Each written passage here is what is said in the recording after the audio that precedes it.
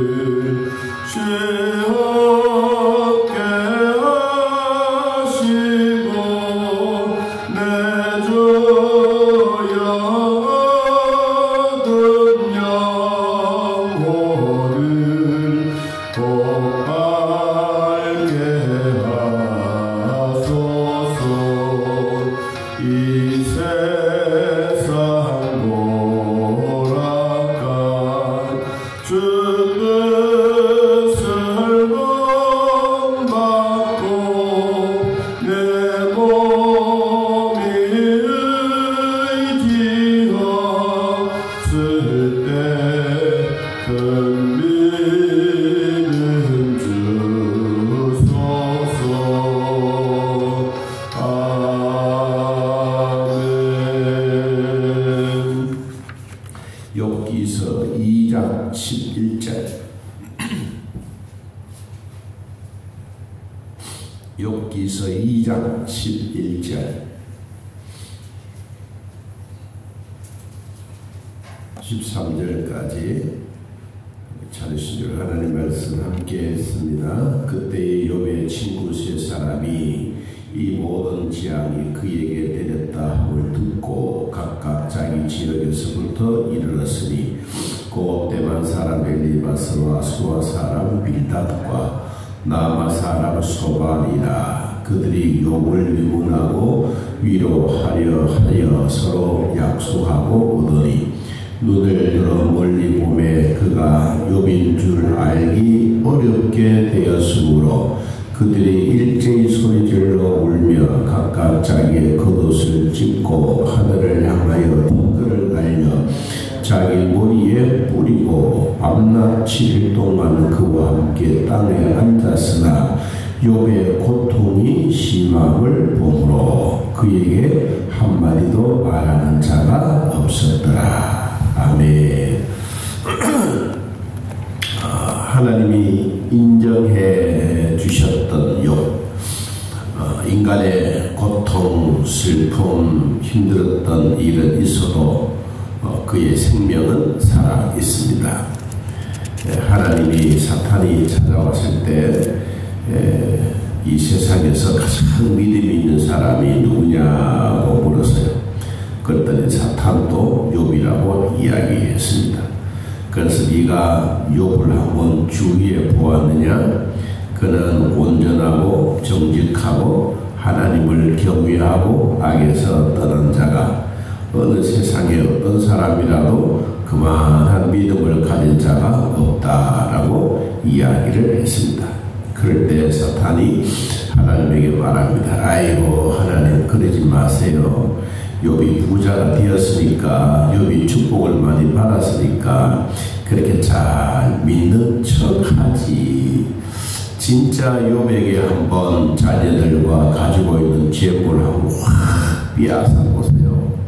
그러면 덜없이 하나님을 욕하게 될 겁니다. 그래 진짜 그러냐? 그래서 한번 자기 재산, 자기 아이들 다 죽고 진짜 빈 깡통을 차는 욥이 되었습니다.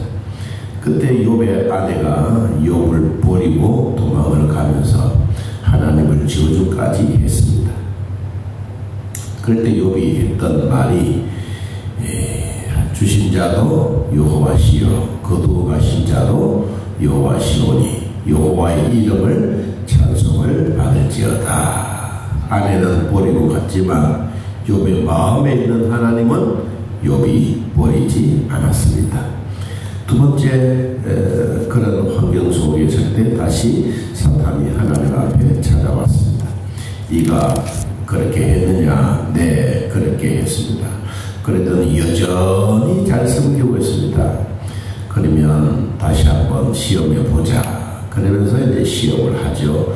생명에는 지장이 없고 겉모습, 속병이 아니고 뭐 간이나 위나 우리 눈에 보이지 않는 속이 아니라 겉에 있는 피부병을 한번 주게 해봐라.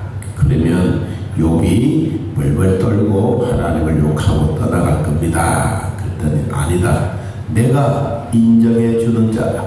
내가 인정해 주는 자다. 그는 절대로 그런 사람이 아니다. 그래서 욥은 생명을 그대로 두고 온 몸에 악창이 나고 구더기가 생기고 가려워서 견딜 수가 없을 만큼 너무너무 힘들어하고 있습니다. 그럴 때 사탄이 와서 하나님, 욥이 정말로 대단한 사람입니다. 그래서 이제 사탄은 떠나가게 된 것이지. 사탄이 떠나가고 난 다음에 누가 찾아왔느냐? 오늘 본문에 보니까 11절에 그때에 우리가 하나님 앞에 여러 가지 힘든 일도 많이 했지만 그래도 하나님은 우리에게 내가 복을 받았으니 10절에 보니까 그렇습니다. 그대의 마음이 한 어리석은 여자의 말 같도다. 우리가 하나님께 복을 받았은즉 화도 받지 아니하겠느냐 하고 이 모든 일에 욥이 입술로 범죄하지 아니하니라. 아내가 그런 말을 하더라도 우리도 복도 받았지 않느냐. 그래서 살아가다 보면 파란만장한 삶도 살아갈 수가 있다. 자, 그때의 제 친구들이 찾아온 것이지. 오늘 슬픔을 당하고 힘든 일이 있고 있을 때 함께 슬퍼하고 함께 찾아오고 함께 대화할 수 있는 사람이 참 아름다운 사람입니다. 오늘 아름다운 사람 세 사람을 소개하겠습니다. 자, 11절 그때의 욥의 친구 세 사람이 이 모든 재앙이 욥에게 그에게 내렸다 함을 들었더라. 그러니까 이 소식이 뭐 한꺼번에 확 퍼지는 거지요. 요사이 시대라 그러면 막 동영상이 돌고 막 그렇겠지만 그때만 하더라도 말과 말의 전달입니다. 이런 소문이 지역마다 확 퍼졌습니다. 그래서 이 사람들이 이제 서로 약속을 합니다. 무슨 약속을 하느냐? 우리 욥에게 한번 가보자. 어떻게? 11절 끝부분에 보니까 그들이 욥을 위문하고 위로하려 하여 서로 약속하고 오더라. 우리로 말하면 어느 날 몇 시에 어디에 만나서 우리가 욥을 위로하러 가자 그 말입니다. 그런데 앞에 우리 본문에 보면 위문이란 말이 위문이란 말이 있는데 그 전에 번역은 조문이라고 해서 조문. 다시 말하면 사람이 죽고 나면 상주가 있고 이런 다시 말하면 죽음의 위기 앞에 와 있는 그 형편에 조문하고 위로하려고 세 친구들이 약속을 하고 찾아왔더라. 그러면 이 친구들은 어떤 사람이냐? 친구들은 욥보다가 나이가 더 많은 사람. 15장 10절에 보니까 욥보다가 연장자가 그랬습니다. 친구는 조문하러 오기 전부터 서로 잘 알고 있었던 사람들입니다. 그리고 이렇게 상당한 수준에 있는 사람들이 서로 찾아오는 겁니다. 다시 말하면 계층에 따라서 서로 교제하는 것이죠. 예를 들어서 큰 회사의 사장이 다른 회사의 사장과 함께 친구가 되어지고 서로 대화가 되는 것처럼 교회도 그렇습니다. 교회도 부목사도 있고 담임 목사가 있으면 담임 목사가 해야 될 사람들에게 전달해야 될 그런 수준이 따로 있습니다.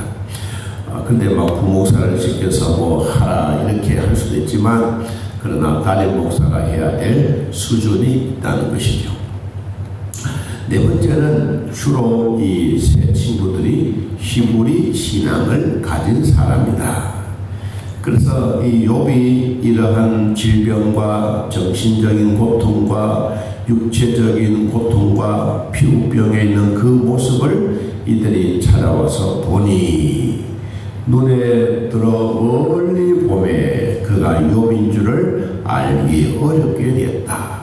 욥이 인물도 잘났고 부자였고 모든 사람들이 보았을 때 야 대단하다라고 생각했는데 여러분 갑자기 이런 가족들 잃고 재산 잃고 몸에 악창이 생기고 구더기가 생기고 그러니까 지나간 사람도 이거는 뭐 노숙자가 아니라 노숙자 중에 노숙자가 될 만큼 그런 환경으로 변하게 된 것입니다.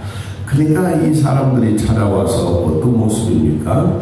그들이 일제히 소리질러 찾아온 친구들의 반응입니다. 일제히 소리질러 첫째는 울고 두 번째는 각자 자기의 겉옷을 찢고 세 번째는 하늘을 향하여 티끌을 날려 자기 머리에 뿌리고 할 말을 잃어버렸습니다. 너무 기가 차서 야 어떻게 이런 일이 있을까 정말로 기가 차서 말도 안 나오는 그런 형편입니다. 며칠 동안 그랬느냐 13절에 보면 밤낮 7일 동안 옆에 앉아서 그냥 눈만 벌떡벌떡 서로 쳐다보고 말할 수 없을 정도로.